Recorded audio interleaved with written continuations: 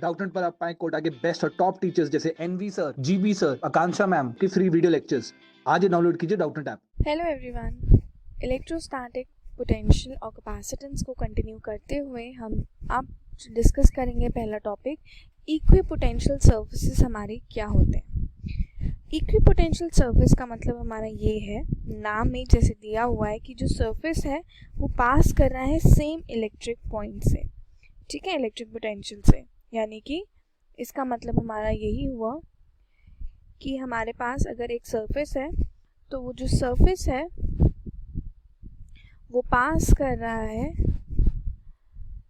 कौन से पॉइंट से, वो पॉइंट से पास कर रहा है सेम इलेक्ट्रिक पोटेंशियल से, उसको हम इक्विपोटेंशियल सरफेस कहते हैं। इक्विपोटेंशियल सरफेस एक पॉइंट चार्ज के अराउंड कैसा रहता है, कॉन्सेंट्रिक स्फेरिकल स्फीयर रहता है। तो इसमें हमारा पॉइंट होते हैं, अगर हमारा एक पॉइंट चार्ज गिवन है तो उसके अराउंड अगर इक्विपोटेंशियल हम सरफेस कंसिडर करेंगे तो वो हमारे कैसे होते हैं, वो कॉन्सेंट्रिक स्फेरिकल सरफेसेस की तरह होते हैं, ठीक है। अब यहीं पे अगर हम एक चार्ज्ड सिलेंडर की बात करें तो चार्ज सिलेंडर के केस में कैसा होगा, अब हमें एक सिलेंडर दिया है जो कि चार्ज कैरी कर रहा है, तो जो चार्ज सिलेंडर होगा या हम इसको लाइन चार्ज भी लिख सकते हैं। तो लाइन चार्ज के लिए कैसा होगा, हमारा जो सरफेस रहेगा वो होगा प्लेन जो पैरेलल होगा सरफेस के, तो प्लेन्स पैरेलल टू सरफेस हमारा इक्विपोटेंशियल सरफेस रहेगा। देन आगे अब हम बात करेंगे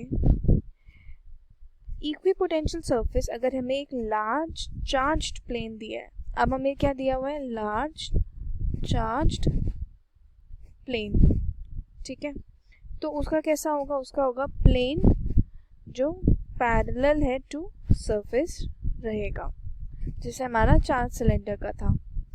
देन अगर हमें एक uniform spherical distribution of charge दिया है तो equipotential surface outside the sphere कैसे होंगे, concentric around the centre of distribution. तो अगर हमें अब यूनिफॉर्म स्फेरिकल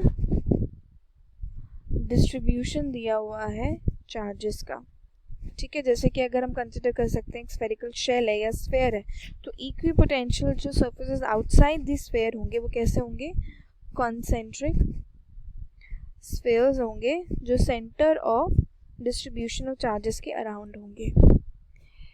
अब इसके बाद अगर हमें लाइंस दी हैं प्लेन की जो पास करिए सेंटर एक डायपोल के और परपेंडिकुलर है एक्सिस ऑफ डायपोल के, या इक्विपोटेंशियल सरफेसेस जो जीरो पोटेंशियल का होगा एक on an equipotential surface.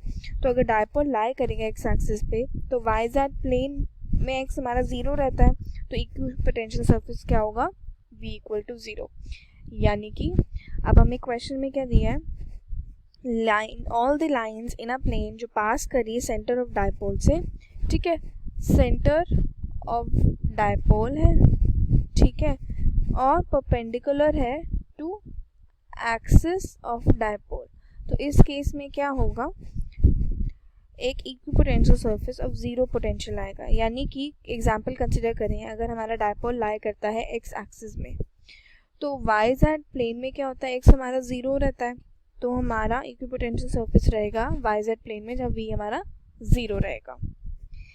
Then lastly एक इलेक्ट्रिक फील्ड जो होती है वो परपेंडिकुलर होती है इक्विपोटेंशियल सरफेस से, इसलिए जो वर्क डन होता है मूविंग चार्ज का इक्विपोटेंशियल सरफेस पे वो जीरो रहता है।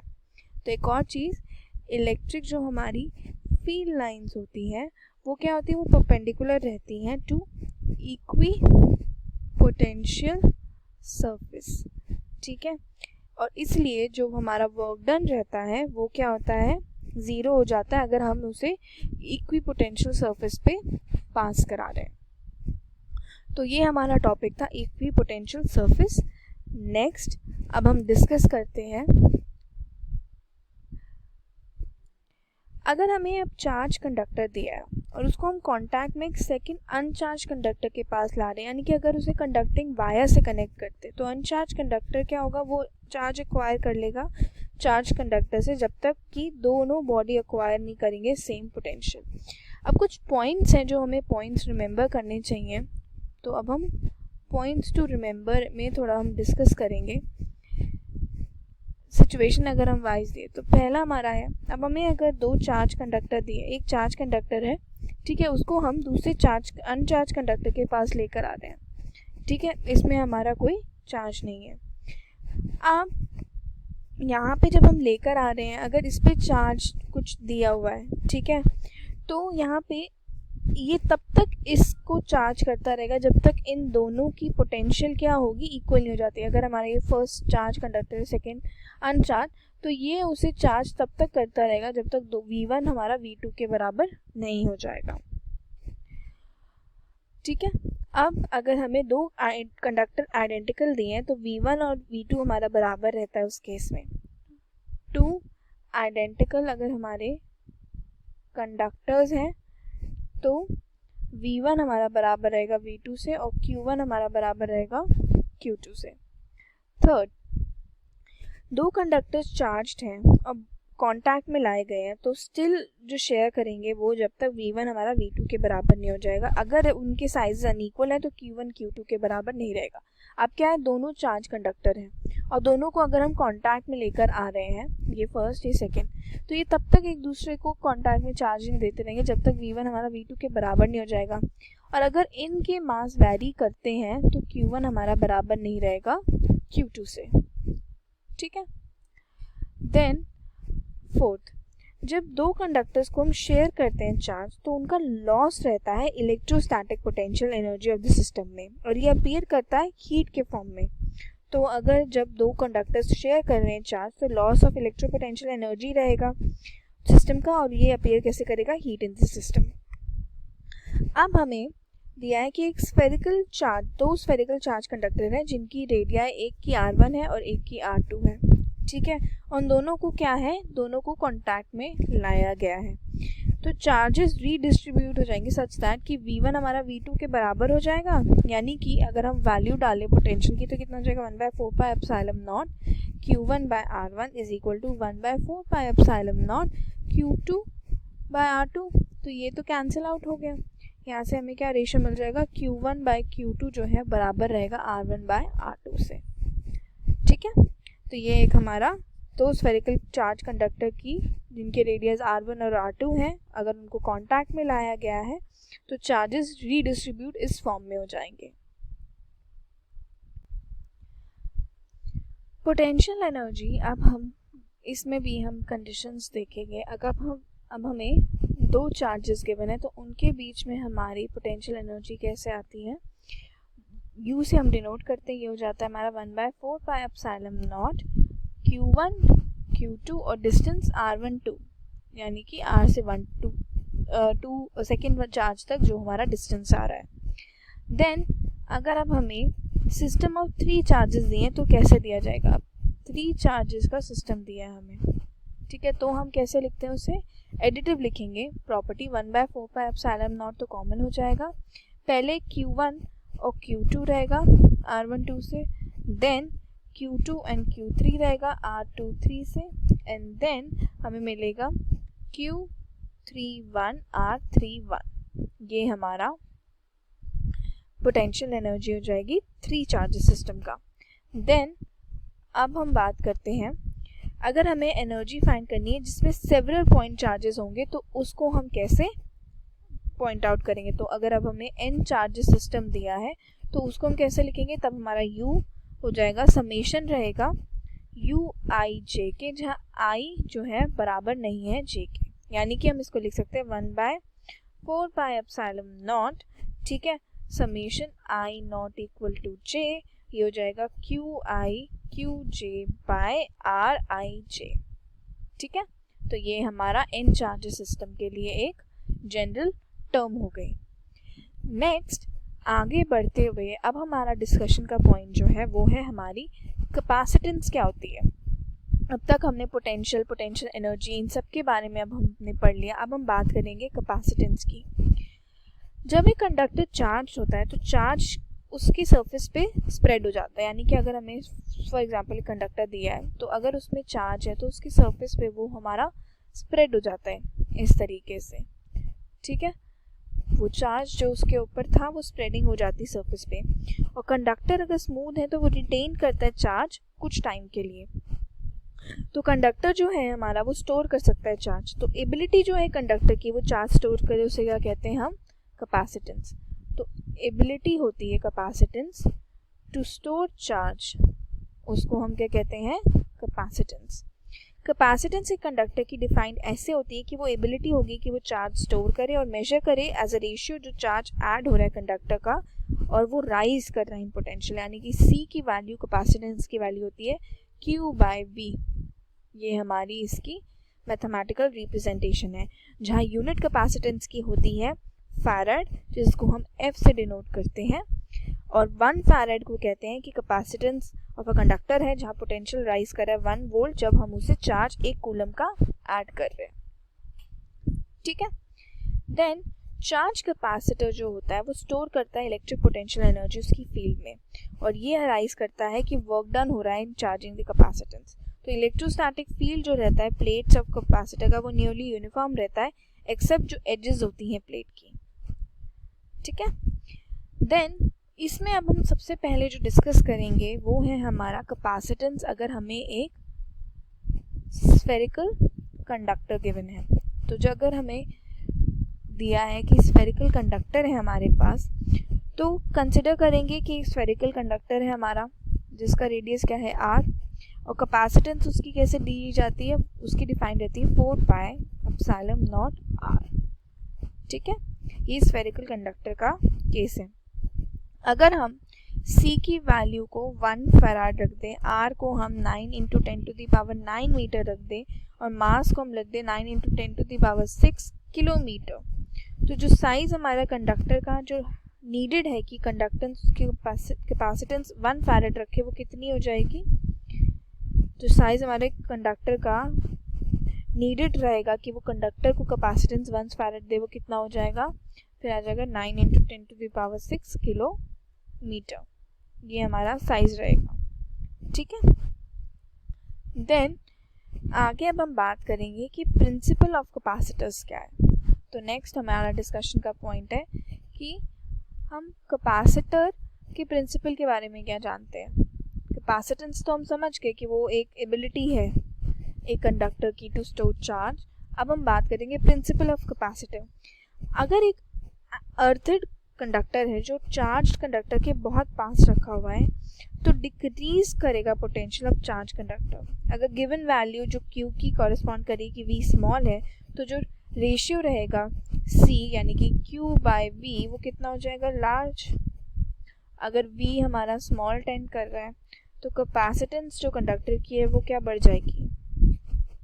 ठीक है, तो इस केस में हम क्या देखेंगे, कैपेसिटेंस कंडक्टर की बढ़ जाएगी। तो अगर एक अगर हमें अर्थड कंडक्टर दिया है, यानी कि अगर अभी हमने पिछले वीडियो में अर्थिंग के बारे में पढ़ा था और उसको हमने रखा है बहुत ही पास चार्ज्ड कंडक्टर, यानी कि इसका सारा तो जो कंडक्टेंस जो बिहेवियर है जो उसका ग्राउंड में जा रहा है पोटेंशियल तो ज़ीरो रहेगी, तो डिक्रीज होगा potential of the charge conductor में। तो इसकी जो पोटेंशियल होगी ना वो क्या करेगी, डिक्रीज, क्योंकि वो क्लोज रखा हुआ है अर्थड कंडक्टर से।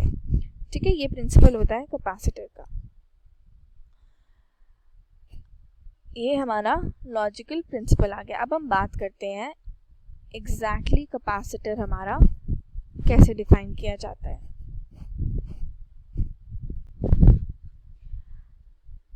कैपेसिटर एक अरेंजमेंट है अगर दो कंडक्टर को हम सेपरेट कर दे डाइलेक्ट्रिक से। ठीक है, it is an arrangement of two conductor जो सेपरेटेड है डाइलेक्ट्रिक से। तो ये कुछ और नहीं, ये एक तरीके का हमारा अरेंजमेंट है दो कंडक्टर्स का जिनको सेपरेट किया गया है किससे, डाइलेक्ट्रिक। डाइलेक्ट्रिक के बारे में हम नेक्स्ट वीडियो में बात करेंगे तो आपको ज़्यादा बेटर तरीके से समझ में आएगा। एक इम्पॉर्टेंट यूज़ जो कैपेसिटर का है वो है कि इट स्टोर्स चार्ज, ये इसका एक मेन इम्पॉर्टेंट यूज़ है। ठीक है, देन कैपेसिटेंस हम कुछ सिंपल कैपेसिटर्स के डिस्कस करेंगे अब कि वो कैसे डिफाइन की जाती है। तो पहला अब हमारा है स्फेरिकल। अगर हमें कैपेसिटर दिया है, स्फेरिकल कैपेसिटर है तो हम कैसे लिखते हैं उसे, तो हमारा C जो है वो डिफाइंड होता है 4 pi epsilon not epsilon r a b by b minus a, यानी कि एप्सिलॉन r हमारा रिलेटिव परमिटिविटी है जो मीडियम में जिसमें रखा गया है, दो आउटर स्फीयर है हमारे b और इनर रेडियस के, यानी कि इस तरीके से हमारे एक का a है एक का b है, ठीक है। और ER जो है डाइलेक्ट्रिक कांस्टेंट है मीडियम का, जिसको हम K से भी डिनोट करते हैं। देन नेक्स्ट अब हम आगे बात करेंगे पैरेलल प्लेट कैपेसिटर। इस क्वेश्चन न्यूमेरिकल बहुत ज़्यादा आते हैं, कैपेसिटर बेस्ड क्वेश्चंस बहुत ज़्यादा पूछे जाते हैं, तो ये हमारी वैल्यूज़ जो है बाय हार्ट होनी चाहिए। पैरेलल प्लेट कैपेसिटर C जो है वो डिफाइन की जाती है epsilon not epsilon r a by d, जहाँ पे एप्सिलॉन r रिलेटिव परमिटिविटी है मीडियम की और दो प्लेट का जो एरिया है a है और d जिस डिस्टेंस से वो सेपरेटेड है। देन C में अब हम बात करेंगे सिलेंड्रिकल कैपेसिटर की। C हमारा डिफाइंड होता है 2 pi epsilon not epsilon r l by 2.303 log 10 b by a, जहाँ l हमारी लेंथ है, b रेडियस है और आउटर सिलेंडर का, और a हमारे इनर सिलेंडर का रेडियस है, ठीक है। अब कुछ पॉइंट्स हैं इसमें भी रिमेंबर करने के लिए कि कैपेसिटेंस जब हम पैरेलल प्लेट कैपेसिटर की अगर उसमें हम डाइलेक्ट्रिक स्लैब थिकनेस T का लगा देते तो वो कैसे चेंज हो जाती है। तो अब हम कुछ